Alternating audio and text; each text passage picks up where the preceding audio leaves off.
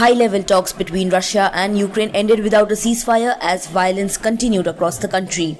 Ukraine's Foreign Minister Dmytro Kuleba said that there had been no progress to achieving a ceasefire talks in Turkey with his Russian counterpart Sergei Lavrov in the first high-level meeting between the two countries since the Russian invasion.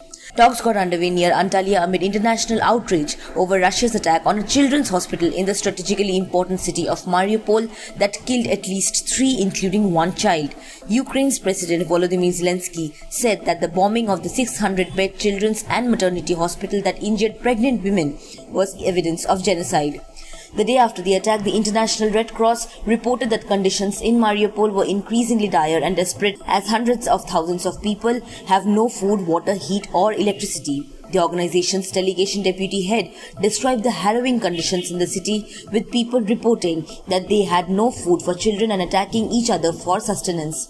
Ukrainian officials said that 1,207 bodies have been collected from the streets there in recent days.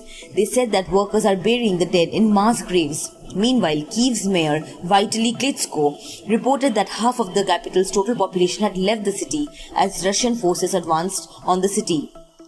The UN Refugee Agency reported that more than 2.3 million people have fled Ukraine since the war began a fortnight ago.